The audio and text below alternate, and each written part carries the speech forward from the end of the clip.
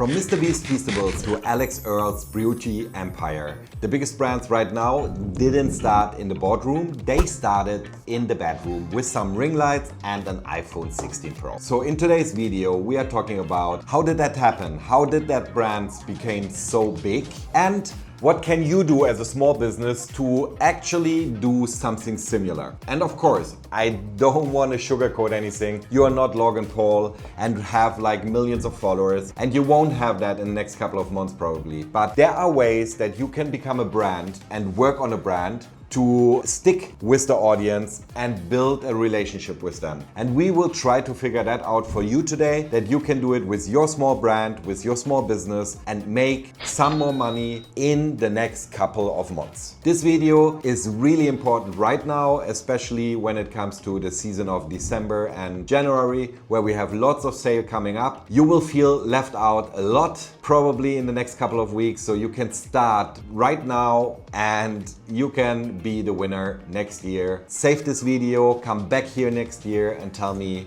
how it went for you. Let's start with some facts today. So when Logan Paul and KSI started the brand 2016, the brand Prime, they hit $250 million in their first year. This is insane. I mean, this is the dream of every entrepreneur. And they just made it in 1 year with the drink. 1 year later, in 2023, they already hit 1 billion sold bottles and were the #1 brand in Walmart in the USA. So they outplayed Gatorade, which was the global player and still is a global player, right?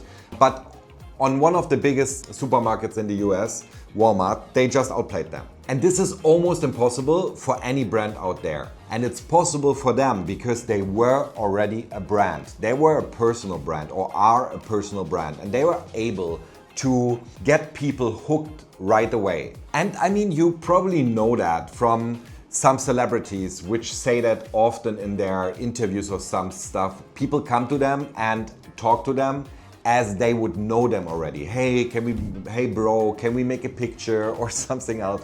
We hear people or celebrities always complaining that people are too comfortable and feel like they are like already big friends. And while this is interesting and maybe annoying for the celebrity, this is actually the key why these brands work. People feel they know already the creator, they are friends with them, they are close to them because they see their whole life. They see their stories, they see what they do on a day. They are so in their lives that they feel it's a kind of friend. So whenever they bring a product out, they feel like they buy in something what they already know.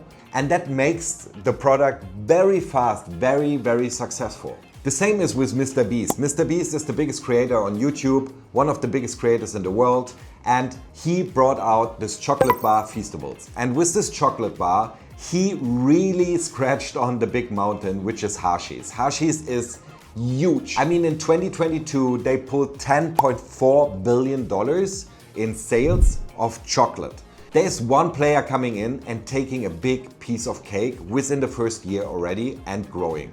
That was like impossible for every other brand before. But one person and his name can make this happen.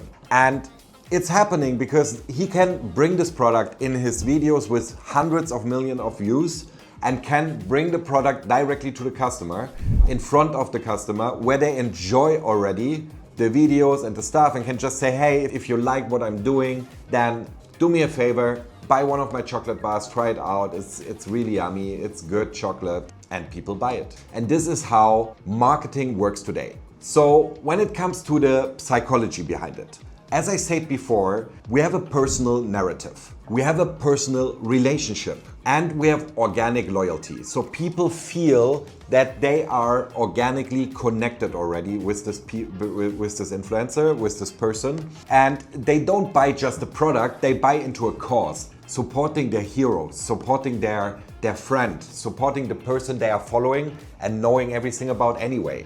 And this is helping that you stick with the product, that you try out the product, and that you are going fast into that product. And we see that often in our industry, that you have like a product or a client has a product and then sales drops within a month rapidly just without a reason in the first place. So they think, okay, what's happening here? Why are we currently dropping in sales? And then you look into the market and you see, okay, there's an influencer which started a business in their same niche and taking a big piece of cake first. And this is the moment where it becomes very interesting, because we have a brand which already pulled sales, let's say $100,000, $200,000 a month in sales. And then another brand comes in from 0 to 100,000 in like no time, just because this person is trustworthy. So before, people bought into the product, people bought into the ad because they liked the ad, they liked the product, they needed the product,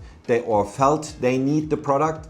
And now they buy not only into the product, they buy also into the hero. And that makes a big difference. So now you are not an influencer, you don't have the money to pay an influencer maybe, and maybe you are not even like at the stage yet where you can partner with an influencer.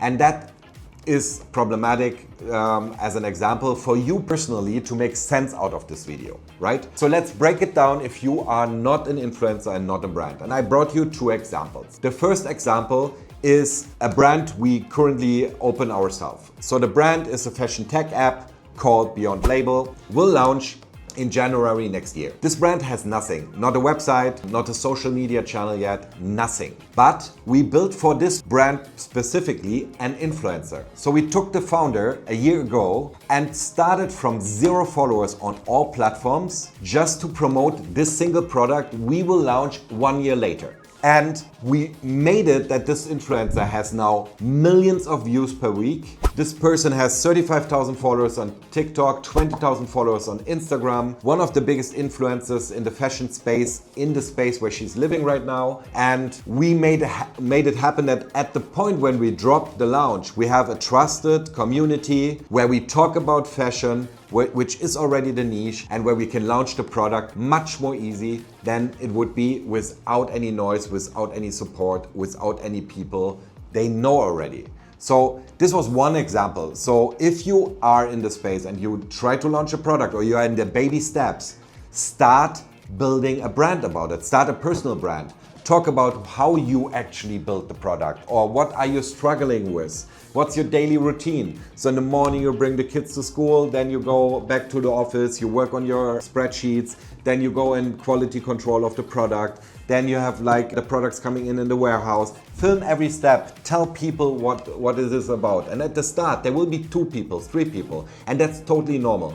We stuck with 78 followers on Instagram on that account of Anne-Sophie for like, I don't know, 3, 4, 5 months. 78 followers. And at the moment when it hit, it hit. And now we made like 11,000 followers in 10 days. And this is just like the beginning of the thing. So you need to be consistent, you can't give up, and you need to build a brand. And for every single person listening, be grateful and appreciate it. That's the beginning, the start of your journey. And do it for a year or 2 years, and you will be a micro-influencer in your space, around your community where you want to sell your product. This is already enough to have like a customer base which is loyal to you and which will buy into you because they know you, they feel you, and they want to support you. So for the second example, let's take a brand, let's take a local Filipino brand, which is called Viajecito. Viajecito is a bag brand, okay? So it's a lifestyle brand, it's bags, they cost between 2.5 and 6,000 pesos, something in between there. And let's think about this, what could this brand do to actually grow on social and grow as a brand?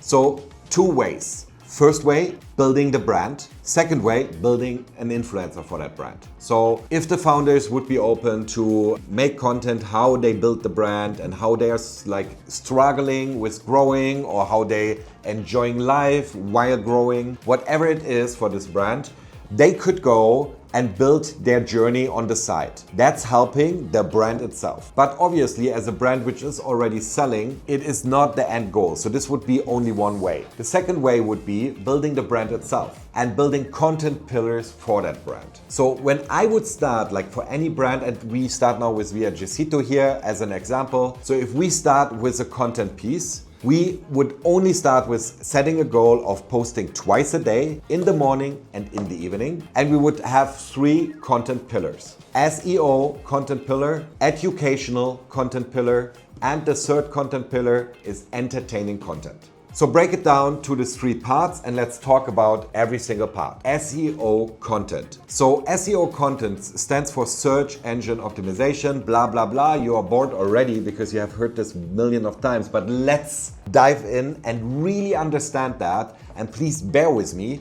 that we can actually really get the value out of this word. While we have on TikTok, for example, the usual thing that people scroll and scroll and scroll on their For You page, and you need the luck to come to their For You page, get like the advantage of going viral by commenting, saving, blah, blah, blah, blah, blah. You know the rules. SEO content is not made for the For You page. It's a complete different kind of content. It's a content piece made for the search. So you will see that an SEO content is working once you see that the views from that video mostly come from search inquiries. So when, for example, someone writes in, what is the best bag for a rainy day? And I have a waterproof bag for Viajecito, for example, then this is a video I would make to explain that this is the best waterproof bag and why that is the case. And whenever someone searches for a problem they have or for something they are looking for, like here, a waterproof bag, our video will come up and will show that this is the best waterproof bag you can imagine. On the other hand, we should always think also bigger, because as a brand, I know you're scared of talking about other things than your own thing, but you should. You should actually go and see it a little bit more broad. In this way, we could say, for example, what's the best present for Christmas for my girlfriend? So this is a question probably thousands of Gen Z will type in every day in the next couple of days. And what you can do here is you can tell a story. But let's narrow down a story. Last year, I messed up Christmas for my girlfriend. I didn't buy a good present. Last minute, I bought something. She was smiling, but I felt she wasn't happy. So this year, I decided to make the best and perfect present. So I gathered all my friends together and asked them what's the best present I can get her. And we came up with 3 things. Number 1 was a nice dinner surprise where we go like on a cruise ship, which is here starting from Manila Bay, and we can eat there, we have a private space on the roof and have a nice dinner. Number 2 was that I surprise her with a little travel. So I say, pack your bag, get everything together, and only on the airport she knows where we go to. And the third one was like a nice, beautiful bag from a local brand because she loves to support locals. And this was then Viajecito because it's a local brand which looks classy, looks high-end, and I wanted to make a nice thing for her. So with that explanation, I explained multiple things. I didn't promote as an advertisement my bag. And on the other hand, I have a chance of a viral video, which is still be able to go to an SEO part of search inquiry because it tells the question, what should I buy for my girlfriend for Christmas? And with this SEO part, we can play around really wild and can make thousands of viewers, of buyers a day just organically without spending a single dollar. And if we are lucky, we will be ranked for months, years, and have the chance to always get new customers with this kind of video. The second part is the educational content. So educational content is more brand related, okay? So please don't mix this up with the SEO content. The educational content is in the same niche, so it explains products, for example, the waterproof product, but it doesn't look into a certain search query. So it's made for explaining the product without having still the purpose to be ranked. So it can still be used as an ad or entertaining content, or we can make an SEO content out of it, but it's more product based. So we don't look for other people's search. We look, what do we want to promote? And then we take these titles out and we make videos about it. So that's then the waterproof angle where we explain why this bag is working. So that could be a mix then with entertaining, for example, that we take this bag and throw it from the 35th floor down into the pool, go down, get it out and see, hey, is everything still working, right? So is everything good? Is everything dry? Did something break? Whatever. that could still be the case. So it's kind of entertaining plus educational video about your product. And the third part is the most important thing, and that's the entertaining part. Entertaining content doesn't have to be about your product. It can have your product in. Like what we do, for example, a lot is street interviews where we just have the product all the way in. And then people ask in the comments, hey, what's the bag? What's the bag? Or we give the bag for free away to people so that they get like a connection to the person and are happy for them that they got a bag for free. Like there are multiple ways to do it. Memes, trends, street content, or educational, entertaining content with throwing something out of the window, put a camera on. There are millions of ways. Please be creative. If you need for a product any creative ideas, put it in the comments. I'm happy to give you some ideas on that. So to wrap this up, lots of people are currently struggling with building their brands. And if they start a startup and a different startup comes in with an influencer, they are struggling even harder. So that's why a lot of people are currently trying to get an influencer on board from the beginning to build their business with an influencer. So they have the advantage over all other people. And I think this is kind of smart. And I also think that will be the future. We are going into a time where production from different countries is done in a minute, and you don't know how many products you bought which are from the same factory but have just a different name on it. And you can believe me, I have multiple examples of companies where I exactly know that's the case. And that are your favorite brands sometimes, where the product is nothing different than a competitor's product, but it has just a better branding, a better name, and an influencer behind it. And here is the change what you can do.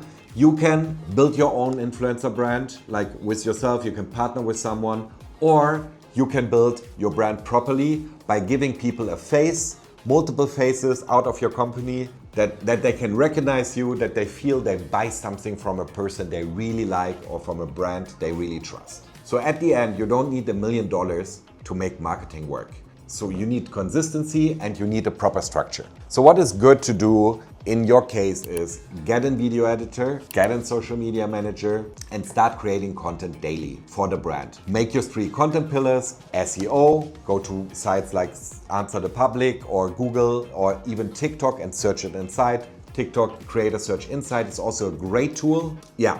And the second part is then the educational, make product videos about it. And the third part is send them out to make funny content, to make fun content, to give the product for free, or make a quiz outside and then ask them, hey, if you win, you can get our products for free for like a month, whatever it is. These are the 3 pillars you start with. And once you have that, you will see traction over months. Don't give up like after a month or 2. Make it for a year, make it for 2 years, and there's no brand in the world which will not be successful. At the end, I want to say the future of brands are creators. There will be lots of brands, of creators, of small creators, of big creators which start brands. Maybe some creators started together. There will be more and more creator businesses, and they will take a big piece of cake. And sure, you have your brands, what you know since centuries, and most of them will still stay and will have a big piece of the cake, but they will suffer. So for newer brands and newer ideas, it will be even harder. So I hope you take it as a chance to understand today, if you start already and you know already you want to be an entrepreneur. So I hope that if you sit today there and you know, I want to be an entrepreneur, or you just started with your business and you see a big future for your product, you don't want an easy exit after a year or 2, you just want, so you don't want just fast sales, you want like to build a brand, to build an empire, to build a legacy, then start today with your personal content, with your organic content, and you can launch your products in a year, in 2, in 3 or 4, it doesn't matter, but be consistent with these 3 pillars for 1 year, and you will have already made the first big step. Thank you very much for today's video. I hope you learned a lot. And if you have any questions, put it in the comments and leave a follow there. I have currently, I think, 27 followers on YouTube. So I would love it. No, 44 followers. Okay, so I have currently 44 followers, luckily. So I would love to hit the 50 followers. So if you saw the video until the end, please leave a follow there. And if you have any topics you want to talk about, put it in the comments as well. I'm happy to help. See you in the next. Bye.